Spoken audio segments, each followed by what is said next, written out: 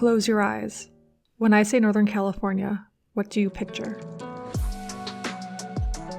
While San Francisco is the de facto capital of Northern California, it's actually 400 miles to the Oregon border. This often forgotten part of the state is the real Northern California. The famed Highway 1 hugs the Pacific Ocean for most of its length up the California coast. But way up north, there's a 100-mile stretch that was deemed too rugged and remote for even the best civil engineers. That section is the Lost Coast.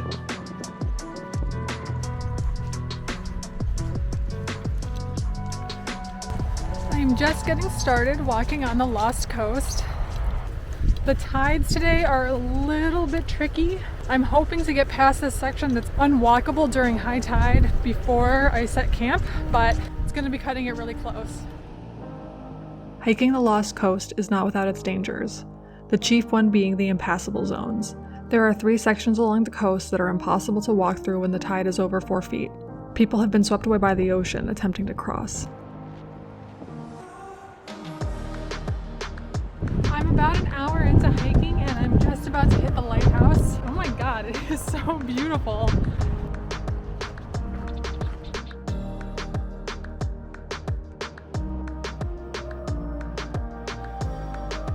So I just came around a corner and all of a sudden there were dozens of seals just out on the beach. They're very cute, but they're also very big, so I didn't get too close to them.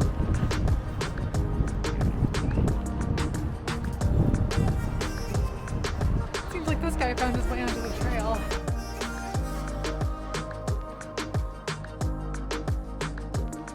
I'm about to enter the first impassable zone on the trail.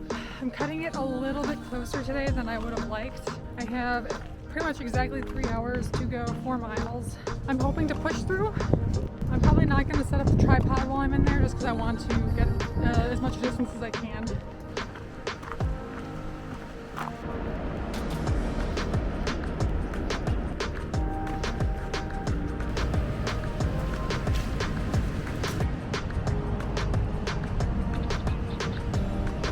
I just passed Cooksey Creek, which is kind of a bail point on the impassable zone. It's also approximately halfway, but I got here in less than an hour, so I'm feeling pretty good.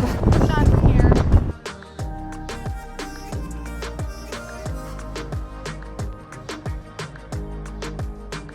Well, I made it past the impassable zone a full hour before the tide came up too high, so that's good. I really don't have anything else that's that stressful today, so I can take it a little more easy. There is one more impassable zone tomorrow, but I've got a slightly larger window of low tide, so it shouldn't be as much of a rush.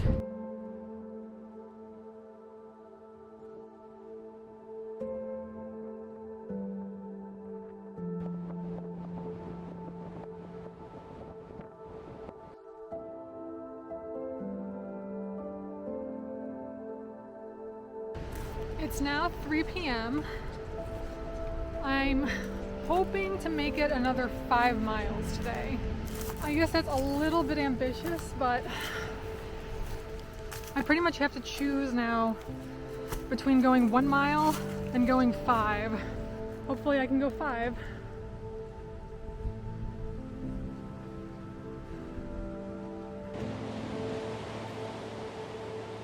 Even though the Northern California coast gets some of the most rain of the state, that doesn't mean it's safe from wildfire. This year in particular has been exceptionally dry, and the entire King Range is a tinderbox. It's not a question of if, but a question of when the fire will come.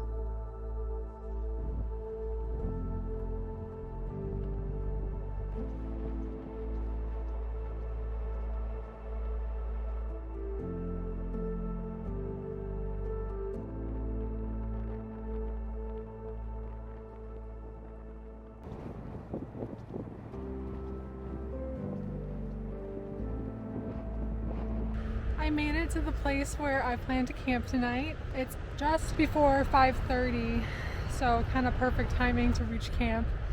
I definitely didn't drink enough water in the last hour, so my first order of business after getting my tent set up is to drink some water and then start cooking.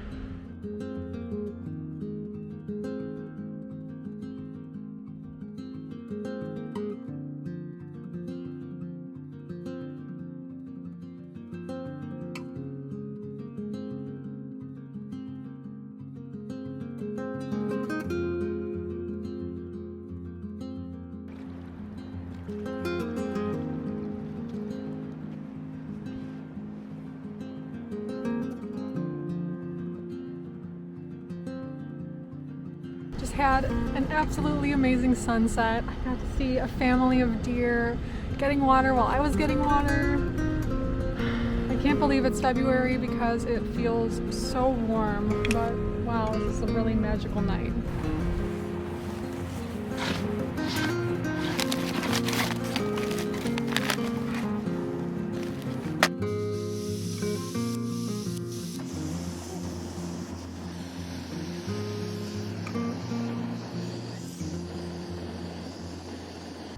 Wow, it got dark way faster than I was expecting.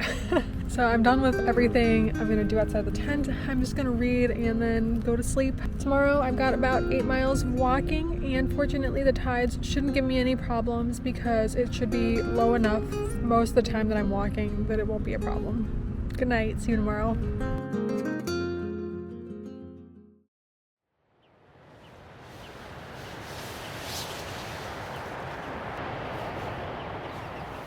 Good morning. It is an absolutely beautiful morning. I know it's probably not good, but it was a really warm night, which for me was great, but probably not a great sign for climate change. It's 8:30 right now. I think I have less than a mile to go before I reach the impassable zone, which becomes passable at 10 a.m. So I'm not really in any rush, which is great because this is like one of the most amazing campsites I've ever been to, ever. Oh my gosh, this place is just so beautiful. I can't get over it.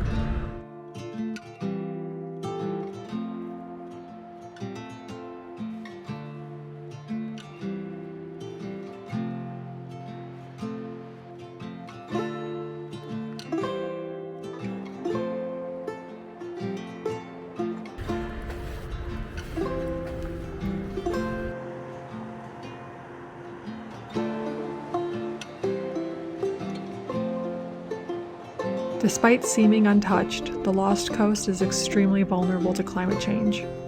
Already there are weeks in winter when the king tide makes the coast impassable for days at a time. As the poles melt and the seas rise, the windows of impassability will only grow. I've just entered the second big impassable zone. The tide is going out right now, so I'm not really worried about making it through before the tide comes back in, but this beach is extremely rocky, so this is probably going to be a pretty slow 4 miles.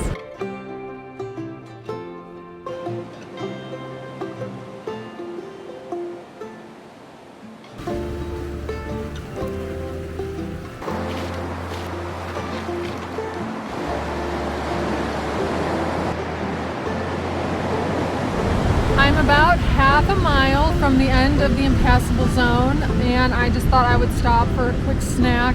Most of the mist from this morning burnt off and now it's getting really hot. I don't think there's any more like trail above the beach for the rest of the hike, so I think it's just going to be kind of a slow day. One of the interesting quirks of today's hike is that I can actually see my destination pretty much all day.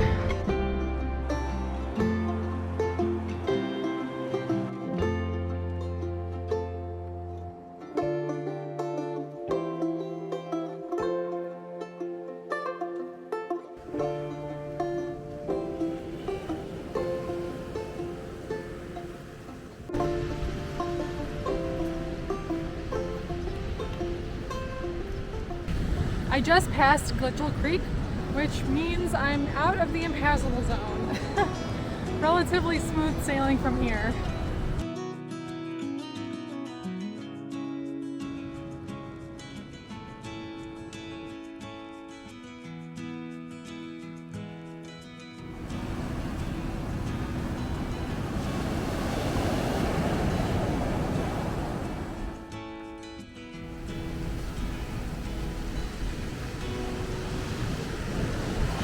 I'm in the final stretch of the Lost Coast Trail. This last approximately mile is on the aptly named Black Sands Beach. Every time I turn around, I can approximately see where I started this morning. For some reason, it doesn't look as far as it feels.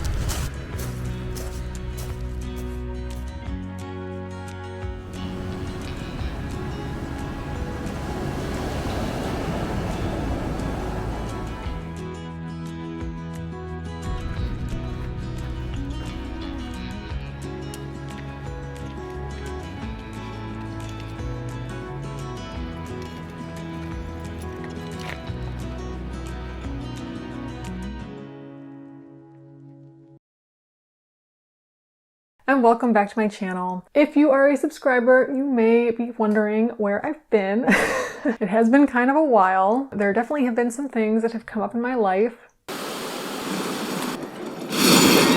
No, I'm just kidding. I'm really sorry that I haven't released a video in a while. I've been just feeling a little bit demotivated, and certain things in the geopolitical sense of the world have caused major plans for the year for me to change. And as you can see behind me, I adopted a really big dog. And he takes up a lot more time than I was expecting. Anyways, this is the part of the video where I'm going to tell you how you can also do the Lost Coast hike if you're interested in doing it yourself. If you're interested in reading while listening, then I have linked a complete guide down below that you can check out to just follow along with this oral guide. Okay, let me check my notes. Okay, great. So the Lost Coast. The Lost Coast is the longest stretch of undeveloped coastline in all of California. To say it's totally undeveloped is kind of not true. Like, there are a few pieces of private property and houses, and the full Lost Coast is sort of divided in two by the town of Shelter Cove. But for the most part, this is just a really long stretch, I think about 50 to 60 miles total of pretty much just pristine natural coastline. So when people talk about doing the Lost Coast, they're typically referring to doing the northern part of the Lost Coast. So that's the 24 miles that stretch from Mattole to Shelter Cove. If you watch the video, you can see that I did it in 2 days, but I actually don't recommend this. If I were to do it again, I think I would do it in 4 days, taking a complete 0 day at Big Flat, the place where I camped, just because that campsite was so amazing. So here's an overview of the trail. The first 3 miles will be roughly like a sandy dune walk. There's not really a trail here. It's really just a beach walk. Then you get to the lighthouse, and this is also where the seal colony is. And from here, you've got much more of like a developed trail, and it's much easier, faster walking. At approximately mile 5, you get to the first major impassable zone. And now I say major impassable zone because there is a smaller impassable zone earlier, but it's like a blink and you miss it type of section of trail. Like, I didn't even realize that I had gone through it until I was done. This next section of impassable zone is 4 miles long, so you really do want to make sure that you have time before the tide comes up. And this is going to be primarily beach walking, and the beach will range from compact sand to loose sand to big slippery boulders, and you've got all of this. And so even if you think, oh, 4 miles, I can do that in like an hour and 15 minutes, it's not like easy trail walking. It'll be like slower sandy walking. And if you know what you're in for, then like I'm sure you can guess what your pace will be. But if you're not used to that, then don't expect going like as fast as you usually would. Okay, after you get past the impassable zone, there will be trail again. So if you find yourself still walking on the beach, take a second, look up in the bluff, there will be trail there, and it will be much faster if you're walking on the trail than if you're walking on the beach. This section is going to be really fast for about 4 miles. Then you'll be back on the beach again. And this actually was, in my opinion, the sketchiest part of the trail. There is a section where there is a big landslide to your left if you're hiking south, and then the way the coastline is sort of angled means the waves are coming in like kind of big. So I crossed here when the tides were at about 5 feet, and I really feel like if the tides were a foot or two higher, I would have been like getting hit by the waves. I'm not sure why this is not marked officially as like being kind of a dangerous section to cross, but definitely use caution here. Then you'll get back up on the trail, and the trail will be fast till Big Flat. Along the way, you'll pass some interesting things. There's a few houses. One of the houses actually has a makeshift landing strip, which is kind of interesting because you feel like you're walking on a airplane runway. Kind of cool. Then I didn't really do a tour, but the Big Flat camping area is really big. There's a ton of great campsites. Even if there's someone else there, which someone else actually was there the night I was camping, it feels really private because there's so much space between the sites. So after you leave Big Flat, you've got about a mile and a half on a nice trail, but then you head down to the beach. You enter the second big impassable zone, which was even slower than the first one. And it's pretty much beach walking the entire rest of the way. So again, like anticipate these last 6-7 miles as being sort of slower than your typical hiking pace. But of course, very beautiful. I mean, you're walking on just this gorgeous, rugged, remote coastline the entire way. Okay, so let's talk about what you need to plan to hike the Lost Coast. So you do need permits. And these are actually some of the most competitive permits in California. Not like Ray Lakes or like Whitney, but they're pretty competitive. And the reason for this is that all of the permits for the entire calendar year are released on one date in October. I'll write the date down in the description because I forgot to look it up before writing this part. But you can check it down there. If you want to get a permit to do this on like Memorial Day or 4th of July or Labor Day, you want to be on recreation.gov with the page refreshed the minute these permits go live because they will be gone really fast. In fact, I would say most of the high season, so like March through October, will be gone really, really fast. If you're willing to do it in winter, midweek, like I did, I actually got the permits like a week before, and the people who I met in the shuttle also sort of got their permits last minute. I do recommend this, although I did get unseasonably nice weather. Or December, January, February, it's like much more likely to be cold and rainy, and of course the days are very short, so you don't have as big of hiking windows. Additionally, this year they added a requirement that the maximum group size is 3 people, which is like a very small group size. Whatever, that's the new rule. I was just one person, so no problem, but I guess if you're planning on doing this in the future, that's probably something to keep in mind. I didn't see any bears, but there is a requirement to use a hard-sided bear canister. So that means no Ursac, no bear hangs, and finally, no fires. You can use a camp stove, but don't start a fire. Okay, so how do you get to the Lost Coast? So the main ending point is going to be Shelter Cove. Most people hike south. Shelter Cove is a 5-hour drive north from San Francisco, and the last 45 minutes of this road are really windy and not that great. And once you get to Shelter Cove, you still need to get to the first trailhead, which you've got a 2-hour drive from Shelter Cove to get to. If you go with a group, then you guys can do your own do-it-yourself car shuttle. Alternatively, there are 3 companies offering shuttle service between the 2 trailheads. I used Lost Coast Adventures and I highly recommend them, but I will link all the information down below. Okay, and then hazards on the trail. So the main hazard that the rangers try to warn you about is the tides. You should make sure you look up the tides before you go. The other thing you have to watch out for is sneaker waves. Even if it seems like the waves are not coming up particularly high on the beach, one can sort of come out of nowhere, and once you get swept up by this tide, it's sort of hard to get out. It's really like a dangerous situation. Okay, and then what to bring. So I brought my Gossamer Gear backpack. I brought a sleeping bag that was rated to 20 degrees, definitely overkill. It was super warm. I had a Gossamer Gear, the One tent, and I had my Nemo Tensor sleeping pad. All of this gear I use almost all the time I go camping. I love it. It's great. I recommend all of it. Additionally, I brought a camping stove, a pot, a spoon, bear canister to hold all my food, trowel, and a water filter, and a Camelback. Okay, really fast, I just want to stop and talk about water. So there was plenty of water when I went. Like every maybe 2 to 3 miles, there will be a creek that you cross that will have running water. But given how dry this winter is, I am not 100% sure that I can say you can rely on these creeks year round. I feel like if you have a dry winter and a dry spring, it's totally plausible to me in my mind that by summertime or into the fall, that these creeks would be dry. So make sure you read trip reports before you go if you're planning on going more in the dry season. I brought thermals. I brought a windbreaker, which you definitely want because it is super windy. I brought a hat. I brought a down jacket, and I think that's pretty much everything. Okay, and that is pretty much everything that I think you need to know about the Lost Coast. Again, I do have a written guide which will be a little bit more detailed, and you can sort of loop back to it and sort of check the maps. That should help you with planning in a more detailed way. If you've done the Lost Coast before, let me know down below what you think. If you've done the Lost Coast and also the West Coast Trail in Canada, I definitely want to hear from you to know like a compare and contrast of these two trails. I've heard that they're sort of like the two main Pacific coastal trails in North America, but I haven't done the West Coast Trail, so I would love to just know a little bit more about it. All right, great. See you next time.